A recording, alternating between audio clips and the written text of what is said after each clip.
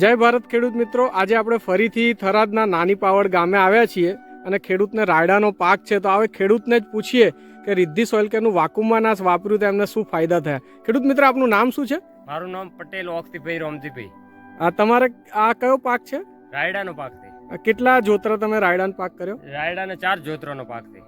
અને એમાં તમારે શું તકલીફ પડતી હતી પહેલા? અમારે સાહેબ રાયડા માટે જોગીડો આવતો તે નાશ કરી નાખતો. 100% પિયત કરતા અહીંયા 40% ઉત્પાદન મળતું. તો આ વખતે તમે રાયડામાં જોગીડા આયા તો શું કર્યું? અમે આ દવા મેલી વાકુબા, એથી અમને 100% ફાયદો દીધે.